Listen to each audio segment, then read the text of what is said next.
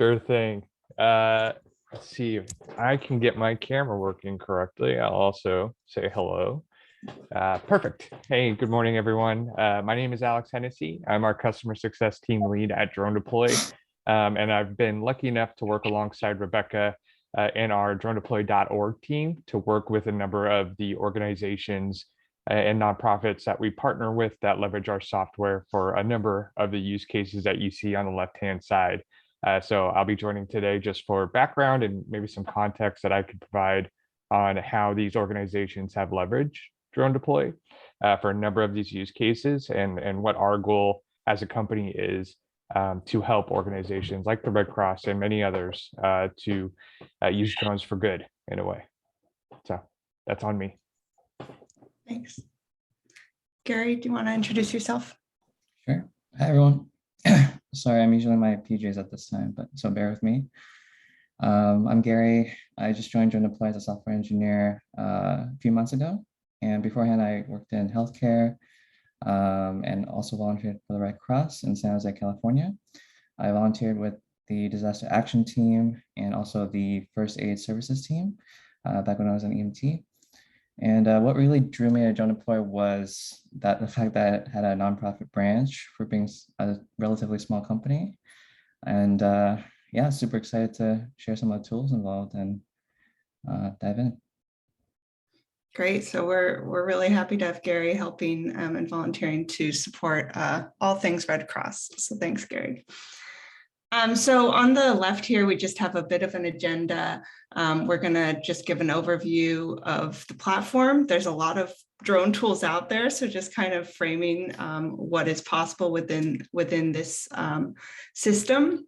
And then most of what we want to go over is some use cases from different organizations, and we tried to structure those around the Red Cross goals that Dan was nice enough to give us, so that you can have that framework overlaid on that.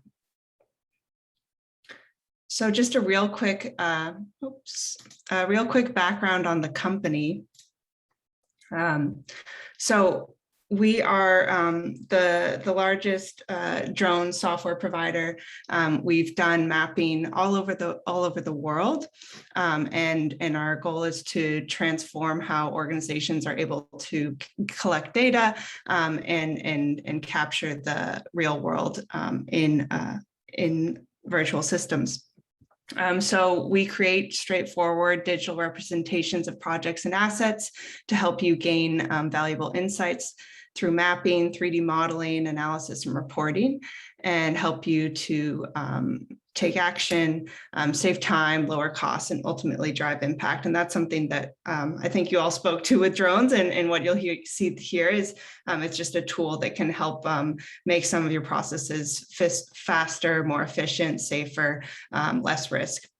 And what I'm not going over here, but I do want to just touch on is, the last presentation covered a lot of the use cases for humanitarian use of drones. And a lot of that does involve relationship building and trust within communities, and making sure that drones are the right tool for the situation that you're in.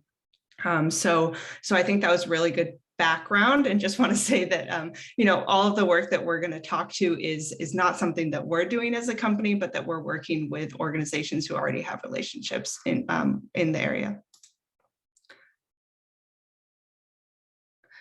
So what you might not know about the company is that DroneDeploy started with a mission to use this cutting edge technology in conservation. And our company grew out of humble beginnings of 3 friends in South Africa. And they were really motivated by the use case for drones in Kruger National Park, where park rangers just had a real disadvantage against poachers in terms of the tools and technology that was able for them. So from that, they found this use case for drones, which really sparked the whole beginning of our company. And we've definitely maintained a focus on using drones for good.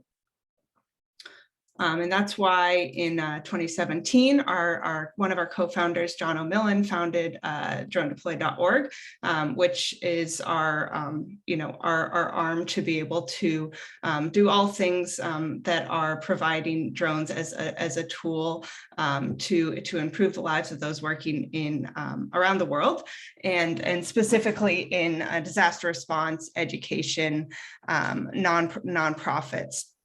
And so our goals are to make this software accessible for everyone to be able to take action, create an equitable and resilient future, and build healthy and safe communities. And we work with a lot of different organizations, just highlighting a few here, and they really help guide us to understand these amazing ways our tools can be used. So again, a lot of this work is really the culmination of relationships and the amazing nonprofits that we get to work with, as well as schools and international non-governmental agencies as well.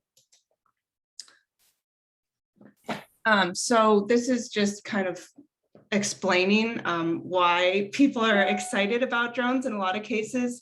It helps in monitoring your resources, tracking progress, projects across your organization, reducing risk and cost of operations for volunteers and your staff. A lot of visibility gained through having these digital assets, and sharing your program story with amazing visuals is always a great one as well.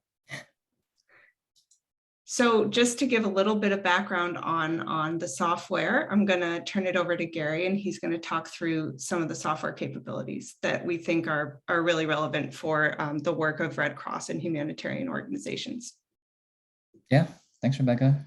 Yeah, I think before I joined DroneDeploy, there were so many things that I was like, wow, I didn't know drones could do that. So hopefully I can help convey a little bit of that. Definitely not enough time to share all the tools we have at our disposal, but just want to highlight a few that were relevant, like Rebecca said. So just want everyone to keep in the back of their mind while looking over some of the tools is the before, during, and after that happens with any kind of disaster or crisis. And just to maybe think about like how these tools might be used. So the first really, I think main neat thing about DroneDeploy software is that you can share a lot of different types of data from a lot of different volunteers, a lot of different people at the same time, and also compare across different dates, like how maps have changed, maybe like some hills or some land areas have shown erosion. Maybe coastlines aren't as far away as they used to be. So really easily you can compare the maps that you capture with the drones with previous satellite data and just see how things have progressed. Next slide.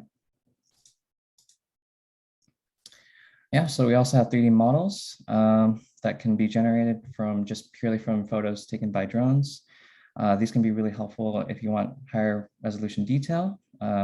And if you have maybe tall buildings, multi-story apartments, office buildings, where you want to kind of pre-assess the structure and maybe post-assess any kind of damage to individual floors.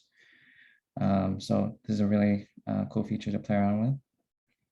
We also have 360 walkthroughs, which is basically you hold a 360 camera, walk around different areas, and then we can generate a sort of panoramic 360 view, kind of like Google Street View. And this can be really helpful if you want like a ground level inspection of different areas and mark important locations. Yeah, so this isn't necessarily drones specifically. Most people are using 360 cameras for this, but there is, it's a lot of the same processing. So that's why it fits in with us. And it's also helps with kind of the more full reality capture, which is another really interesting tool that could be relevant for you all too. Yeah, really great point. We also have live mapping. So if you're out in the field, out in the woods with no internet, no problem. You can kind of preview maps that are generated in real time.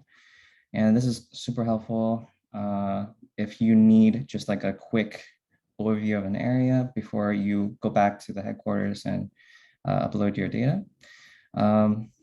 So this, I think in particular, has a lot of relevance to emergency response. Firefighters in the past have used this for not just at DroneDeploy, but in general, like the scouting capabilities of drones for inspecting areas to make sure that they're safe. And also reduce the risk of putting lives out there. I think about 24% of firefighter-related deaths is due to plane and helicopter crashes. So with the drone, like super, a lot safer, eliminate that risk, and help pre-assess situations. One really cool example was the Grenfell Tower fire in London back in 2017, I believe. If y'all recall that, firefighters used drones to kind of scout the building to kind of reassess whether it was safe or not to go in. So I thought that was a relevant and cool feature.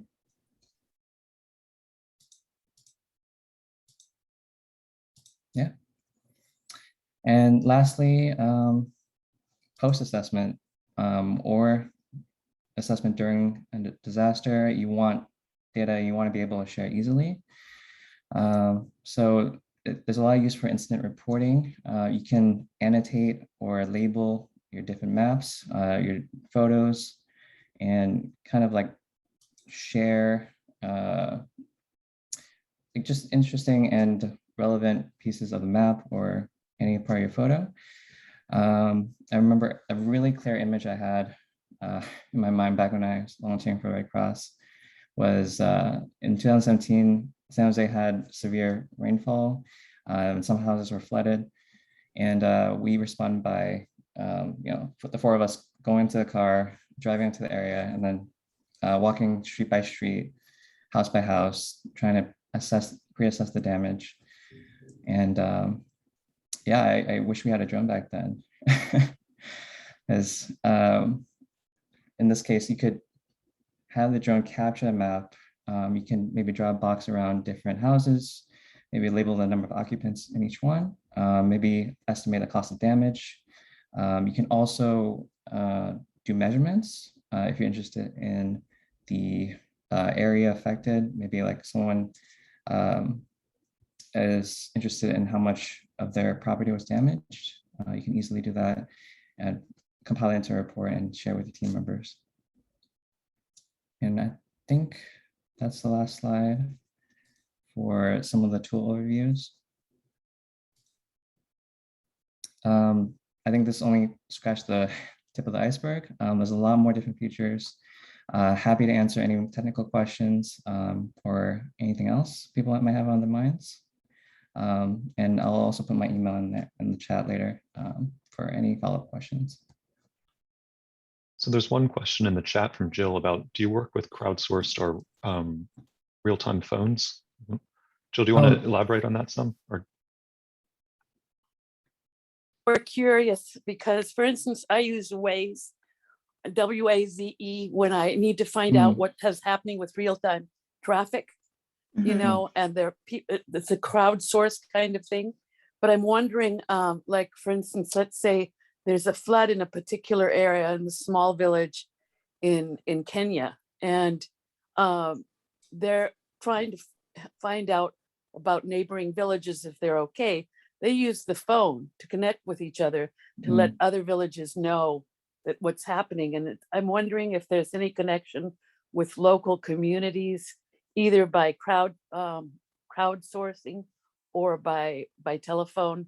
Are you connecting with the local communities in dealing with assessments for yeah? So that was my question. Does that make sense to you? Yeah, that's a great question, Jill. I think Rebecca or Alex could speak a lot more to that. We do have photo sharing capabilities that you don't need a drone at all. You can just take a photo with your phone or smartphone. And then when you have an internet connection, you can upload those photos or videos to your project and easily mark different areas on the map where those photos were taken, where the videos were taken, and share that way. There's also a live stream feature that's currently in beta that will allow users with the tablet and our app to live stream what's going on in real time back to headquarters. So I think that would be pretty relevant to kind of the crowdsourcing question you had. Yeah, and I'll elaborate a little bit on that as well. In these situations, time is of the essence, and so Rebecca's going to highlight some examples where we've seen this, but an example which has been was really successful was the Disaster Response Australia has used us to map large areas and get that data over to government entities as quickly as possible. And so what they'll do is map, maybe 15, 20 acres of a tsunami and major flooding that took place. And they need to get that information over to the local government entities as quickly as possible. So they'll leverage a tool, what we have called Live Map, where as a drone is autonomously flying over this, 15, 20 acres, we're generating a large high resolution 2D orthomosaic map, where once that flight is completed, that data set can be sent directly to those government entities or any emergency personnel that's heading to, my cat saying hi, emergency personnel that's heading to the site. And so that's one example. Another one Gary highlighted is a function called live streaming, where we can live stream the feed directly off the drone to another desktop or computer. And some of those file types that are captured off the drone can also be accessed by mobile. So we've seen this in different formats, and which has been really exciting from a disaster response use case. Thanks. I realize you have more presentation to get through, so I want to keep it moving, but there's a quick question from Paul. If you could elaborate on the autonomous flight, the second item on the list here. Sure, yeah. Autonomous flight basically is what it sounds like. The really cool thing about the app is that you can put in the areas that you want the drone to fly, maybe adjust a few things like elevation, speed, but all you gotta do is just press a button after that and the drone will fly by itself without any manual input.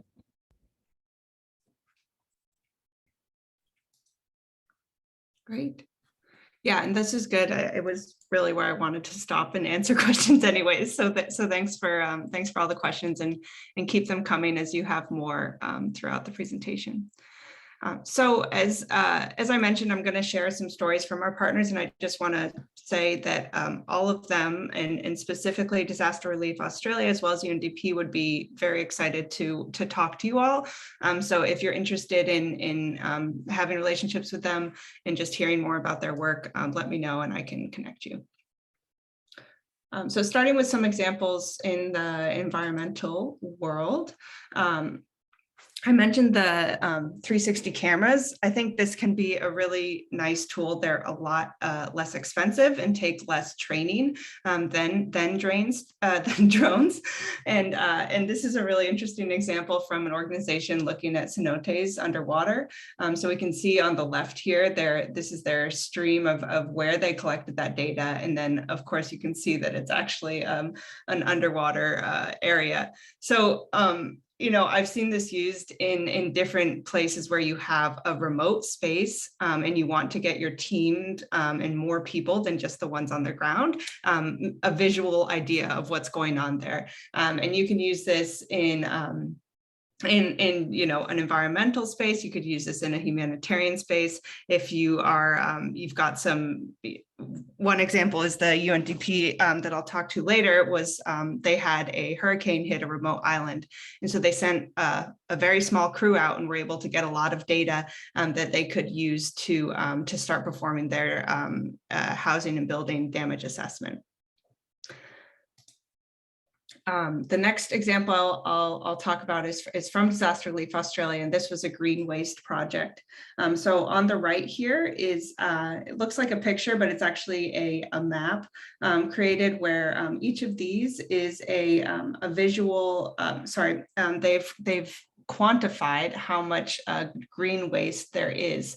So this can be used in if you're trying to prevent something like a wildfire, or if there has been a large disaster and you need to send crews in to clean up a lot of debris. And it's really useful to know what size, like how much are we getting into. And so they've used this tool to quantify 3,000 tons of green waste. And you can just see how that works there. Oops, going a little fast. So this is a project with Indigenous Rangers and in Candine. So this is in Brazil. And a lot of our, really critical habitat is managed by organizations and communities that don't have a ton of tools at their disposal and are up against some pretty large threats. So that's definitely the case here. And through drone trainings, they're working with outside nonprofits that are giving these communities some additional tools in their tool set to be able to manage large areas and do that in a safe way. So they're using drones to assess potential threats, to view large areas and look at the health of the forest overall, and to document. So say there is a large risk, there's a legal action happening. This is a much safer way for that community to document those threats without putting themselves on the line. And in a similar vein here, Eden Reforestation, this is another documentation project. So this is a large organization that's doing reforesting and planting. And part of that is monitoring and managing those forests. So they have local community members who are hired to do that monitoring. And the quote here is explaining that without the drones, this would be a really terrible job because you have to go into these mangrove forests and understand, monitoring there is not an easy task. But with the drone, the job becomes much more fun and also is a skill set for the folks who are taking on those jobs. So the story that they shared with us was about how they were training the people who were going to be monitoring, and that led to additional career options for them as well. So those were the examples from the environmental field. Looks like we have one question. Oh, just a thank you for your question. Anyone, I guess I'll ask John as well if there's anything you want to add from what Kara is doing there. I know agriculture is a big space for you, and I didn't totally cover agriculture in this presentation. No, and I think, Rebecca, one thing, and kind of interesting on the originations of DroneDeploy, one thing that CARE's been looking at is we partner with World Wildlife Foundation as well, and a lot of projects in East Africa. So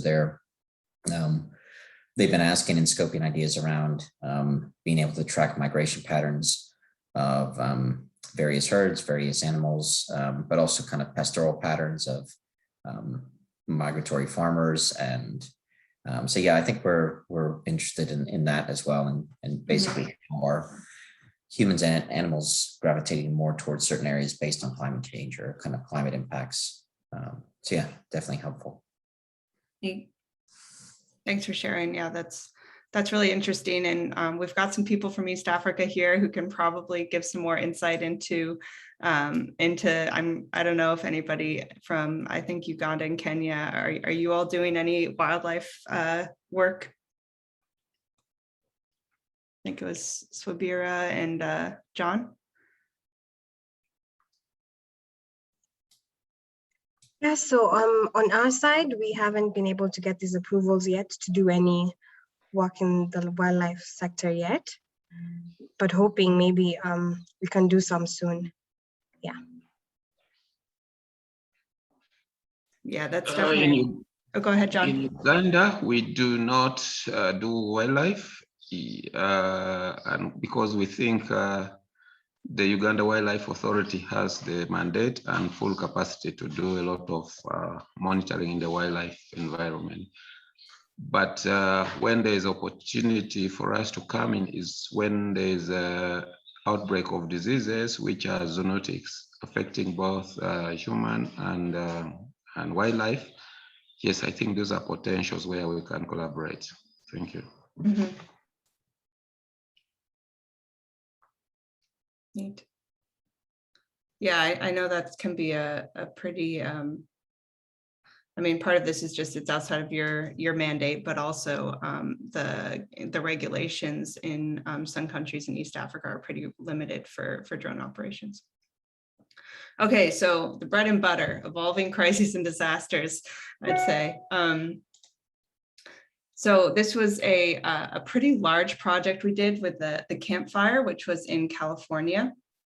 And this was communicating with state agencies and FEMA, and the goal was to give an overview. There's this huge fire that happened and not a lot of information on what was the damage, how many homes were damaged, and it was just such a large extent that it was challenging for anybody to really grasp the scale of the disaster. So this is an interesting model that we've had some different disaster response organizations use, which is like working together in a group to map a large area and then turning all that into one map. I guess I'm just thinking here, Alex might have some more insight into that specific project, but I know it was setting up grids and then having individuals go out and fly their portions, report that back to the group to make a really large map of the area. Yeah, it was quite an incredible feat, and it was the thing that I took away from it. It was many organizations working together to capture insane amounts of data, and then process that into one large map to assess the entire city and how it was affected. And as Rebecca said, many individuals went out and flew sections of the entire city of Paradise, and we collected all of that data and processed that into one large data set that was published on the local government entity's website, so that residents can see the damage and leverage it for insurance purposes, planning, and understanding what was going on, because most of them were evacuated. This was in conjunction with many county and local fire departments and police departments, as well as partnering with DJI to make this happen. So this was a really great example of many entities working together to capture a large data set to help understand the breadth and the damage that took place, so they could make better and faster decisions on how to recover. I'll try to dig up, we had the team at Paradise do a presentation at one of our conferences, and they did a 45-minute presentation on how they are using this data to help with the recovery and rebuild of Paradise. Thanks, Alex. Yeah. And then you can see here, we're just marking houses that have been completely demolished so that you have a count for that. So that was another use of the software there. Something that obviously is very important in disaster response is preparedness. And I think that's becoming more important as climate change ramps up in a lot of ways. This is a project from Disaster Relief Australia, where they're working with local communities to prepare for disasters. So they started with disaster-wise assessments, which is assessing the risks, doing risk mitigation planning, community scenario modeling, and then doing service projects where they go out and work on fixing some of those issues. So right here, this is just an elevation map, and they were using that to find areas that were low and potential for flooding. So here is the disaster-wise assessment. They're using 2D and 3D topography maps, digital elevation, infrastructure, and community asset maps to identify areas that could be at risk of flooding. And I love this picture. And a really interesting use of drone data is, and I've seen this in a lot of different organizations, printing out a map and sharing it with the community. And so this was working with community stakeholders who are able to identify and describe the hazards that they see in their community and feed that information back into the preparedness work. So just a couple examples there. If there are any questions, go ahead, but I'm going to keep moving since just so we have some time for discussion at the end. All right, so some of these examples could obviously be in different places, but getting into more around health and well-being. One organization that's been leveraging our software for a while is Water for Good. They're interested in improving access to drinking water in the Central African Republic. And so they're using drone maps to kind of augment the survey work that's needed on these sites. And as in a lot of places that I'm sure some of you work, they're pretty remote. So going back and sending a survey team out to the area if you want to change your plans later on could mean another 3 days of work or something like that to get there. And so what you see up at the top is an elevation map where they've planned out the location for their water, like a larger water pump. And then these are the distribution points throughout the community. By having these maps, they've also opened huge conversations with local government and other international organizations because nobody else has this detailed of a map and this up to date of a map of these areas. And another piece that they're doing in the planning phase is similar, the community mapping piece, so that they will print out the maps, talk to community members, understand what is the best location for this water access point to be at, so that they're not just placing it somewhere random, but somewhere that people want to use it.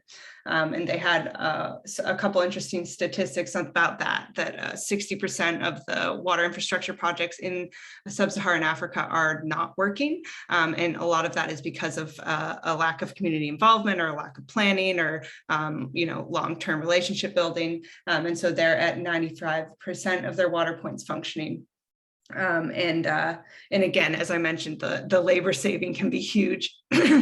They estimate that they save 80 days of labor per year by using, by having these digital maps that can allow them to make changes to their plans and do that pre-planning work for their infrastructure projects.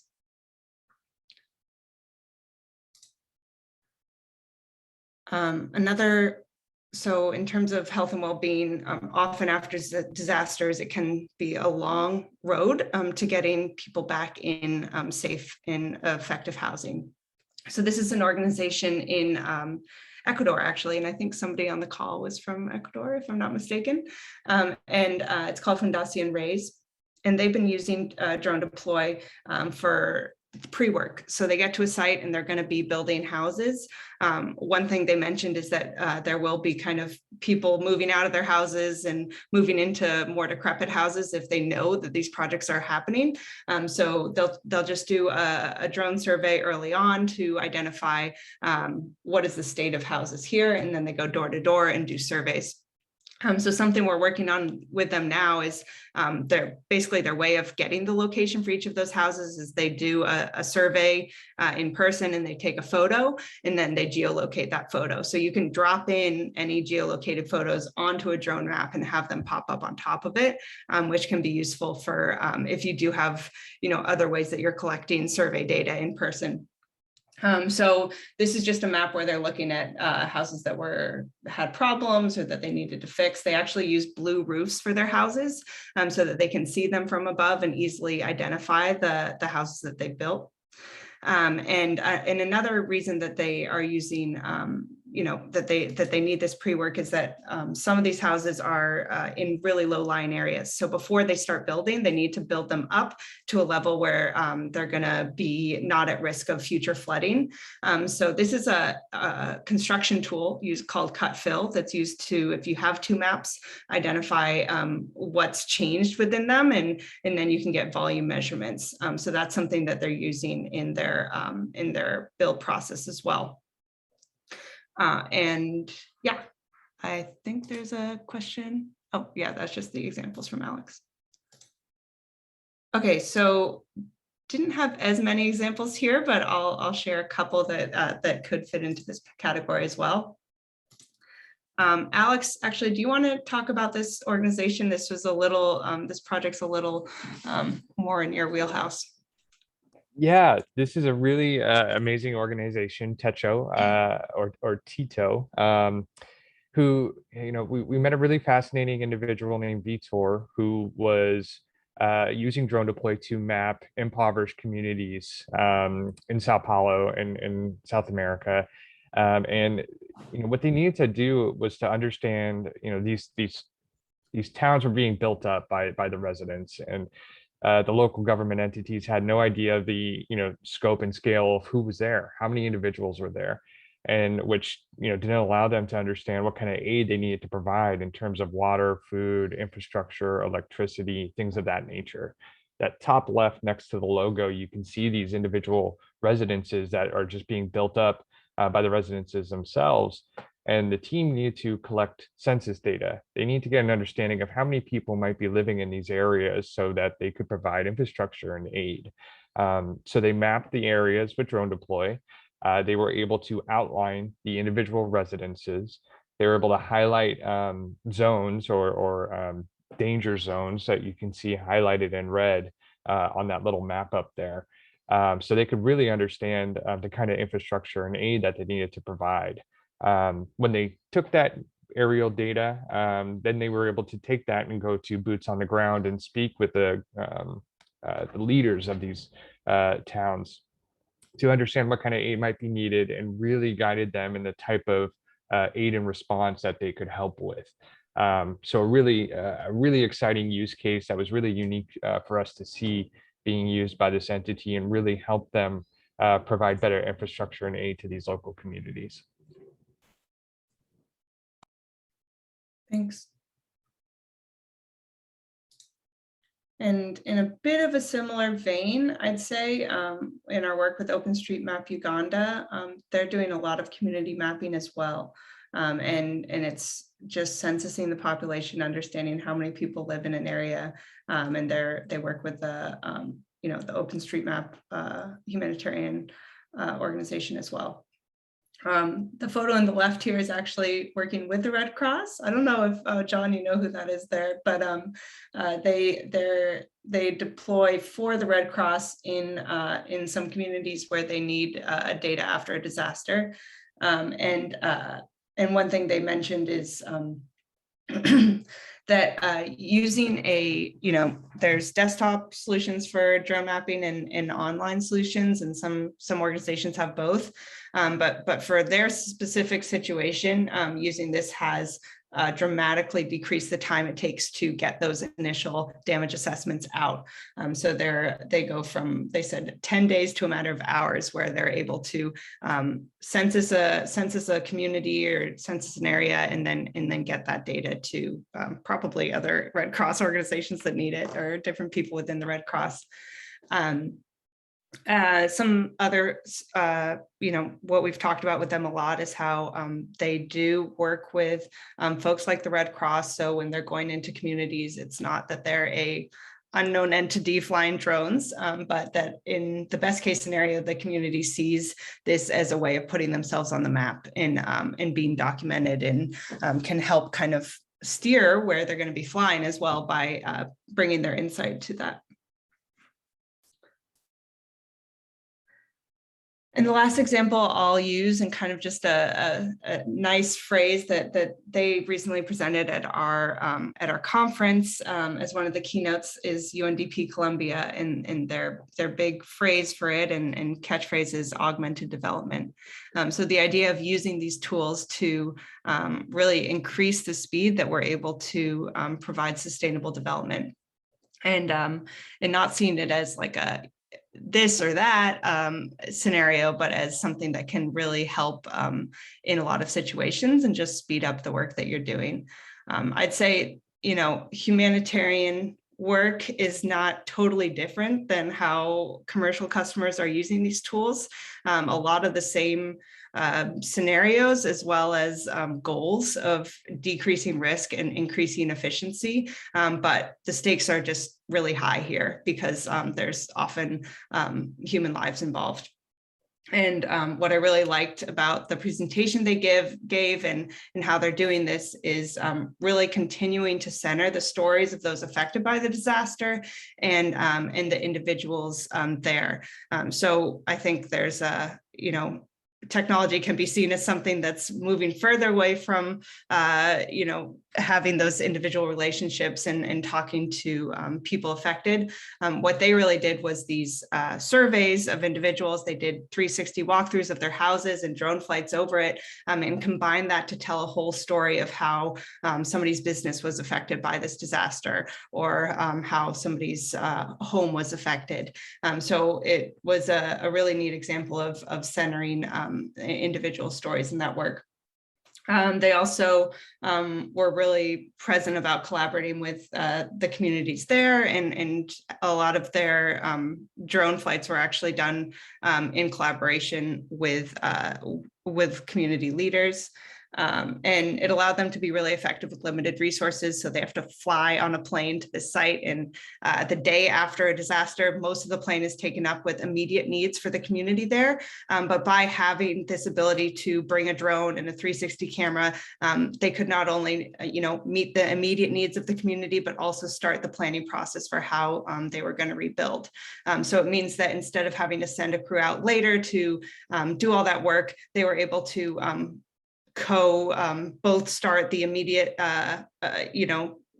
humanitarian aid, and also start thinking about how they were going to do long-term development. And just in a visual here is from their housing building damage assessment. I think you all do damage assessments as well.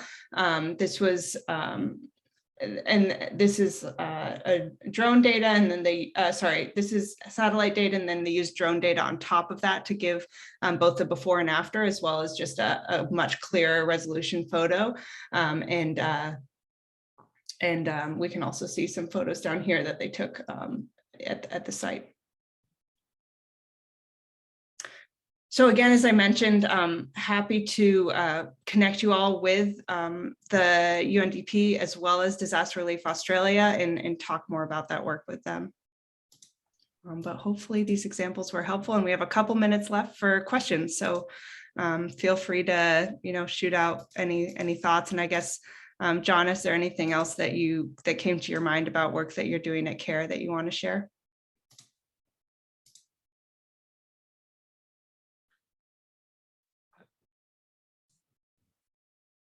Yeah, it'd be great. I think first it'd be great if a group like this, Dan, if there's peer organizations, and Rebecca, if you wanted to join as well, if we could keep a forum like this going. I appreciate the invite. It's always great to learn. One thing, we partner with one of the technology companies here in the US, and they've been testing out and looking at, and it'd be interesting to hear, Rebecca, if you, Gary, or Alex are looking at this, or anyone on the IFRC, of essentially broadcasting 3G, 4G, or GSM communications. And it's all temporary, but in the event that cell phone towers are knocked out, basically using a drone as a hovering or mobile hotspot for a period of time to start to enable communications. So that's a use case that just came up yesterday in the course of our discussion. So it'd be interesting to hear more about that if at some point we had time. Cool. I actually think you had that, Dan, on one of the previous calls, the somebody flying up a drone to use internet. Was that right? Yeah, I think one of our colleagues mentioned that as a use case from one of the courses he took. Oh, yeah, that was it. And John, I've noticed that WFP convenes a number of different working groups around drones. I think they have like 4 different thematic areas. And that's open to the wider humanitarian community. So it might be worth looking. I dropped the website into the chat, drones.wfp.org. Might be worth looking at the resources that they've compiled. And I see, Jill, do you have a question? Oops, I have to unmute myself. I have the question. It's not about the drones for good primarily, which I think is such a wonderful thing that you do with your organization, and even how you started is amazing. But I come up from a generation where I saw eye in the sky and the use of drones in assessing civilian harm in terms of war zones.